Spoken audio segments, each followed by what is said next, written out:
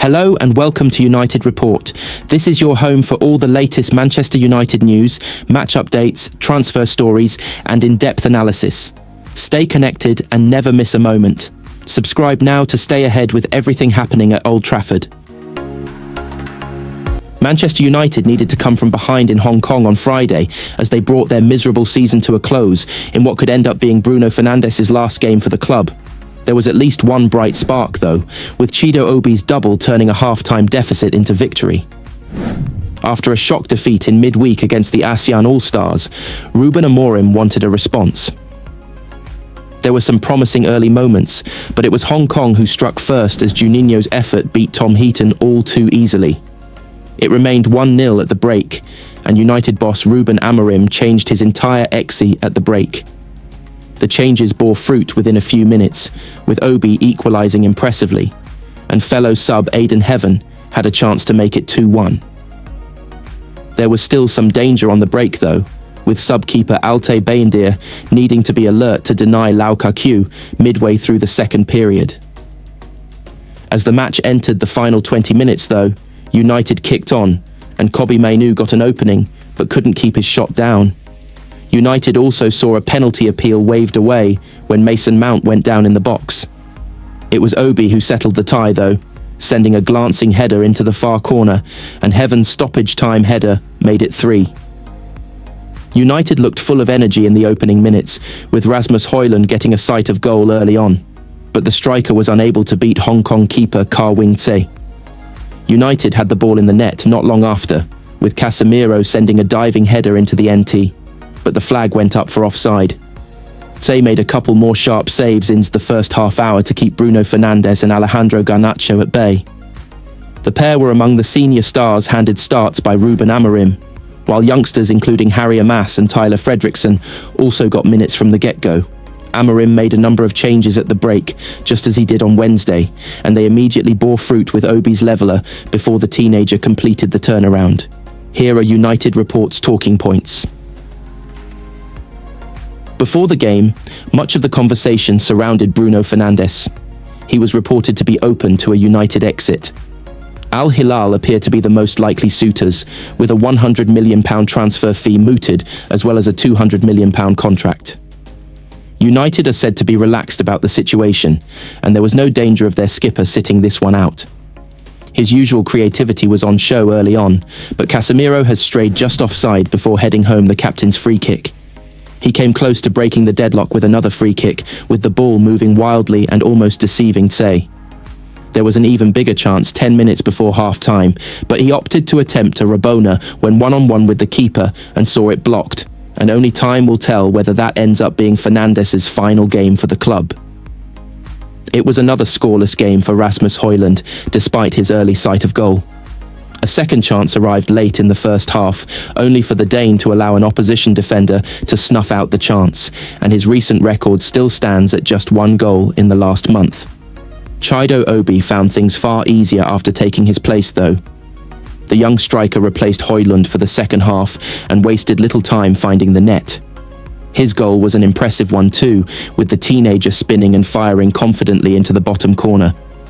He had more chances before his late winner, and the movement was something Højlund lacked during his 45 minutes. Alejandro Garnacho see another who could be on his way, and perhaps he saw this game as a chance to show his quality and willing to potential buyers. He delivered a jinking run and early shot to test Hong Kong's keeper early on, and another run saw him set up a great chance, which Shea Lacey sent wide of the far post. In recent weeks, Garnacho's exit has looked like a matter of when, and not if. The same thing appeared to be true in January as well though, and he ended up sticking around. Amorim may well have already decided Garnacho is among those players who needs to be sold to raise transfer funds. At his best though, he can certainly be a difference maker. It just so happens that he may end up taking on that role for someone else next season. Heavy rain in Hong Kong ahead of the game made the pitch slow at times, and United paid the penalty. Most notably, Garnacho looked poised to connect with an inviting early cross from Jadon Sancho, only for the ball to hold up on the turf and allow an opposition defender to clear up. It was harder to determine whether the slippery conditions might have had something to do with the opener, Either way, the veteran will feel as though he was beaten too easily by the first shot to come his way. A bigger challenge in difficult conditions can be the risk of injury. Thankfully for United, there was no sign of any setback on that front. Ahead of the game, Ruben Amorim spoke about his decision to continue blooding first-teamers during the tour. "Yes, because we need to respect and do better than the last game," he said. "We understand the players are tired from all the commercial things for our fans. Now it's time to perform to show good things for our fans." It has been, by every conceivable measure, a season to forget for United. It's now over though, and they can finally look towards the future. It's the kind of offer that makes headlines and changes lives. Bruno Fernandes, Manchester United's captain and heartbeat, is now one step away from leaving Old Trafford. For good.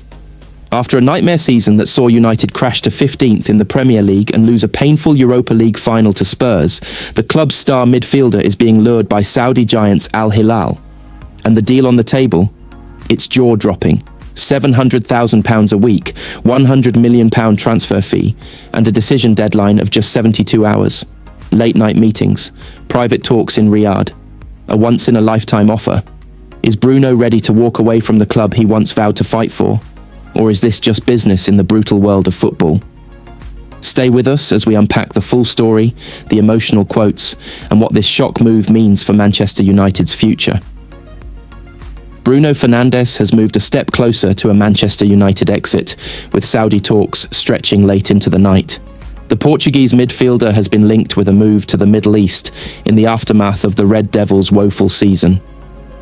United ended up finishing 15th in the Premier League, while they also lost the Europa League final to Tottenham. Al Hilal are among the Saudi sides interested in a deal for Fernandes, who they see as a marquee signing ahead of next season. And it appears their chances of signing the playmaker have been improved with the latest developments. According to Mail Online, Fernandes' representative Miguel Pino held lengthy talks with Al Hilal to understand the project on offer. He met with club officials at the Four Seasons Hotel in Riyadh, with positive talks stretching late into the night. Saudi sources have reportedly told Fernandes that the offer is a one-time opportunity. They have offered to raise his wages to an eye-watering £700,000 per week, while he could earn around £200 million over the duration of a 3-year deal. And they would also be willing to pay United £100 million to prize away their captain. It is suggested that Al Hilal officials have given Fernandes a 72-hour deadline to mull over the offer, having expressed their desire to formalise a deal before this summer's Club World Cup.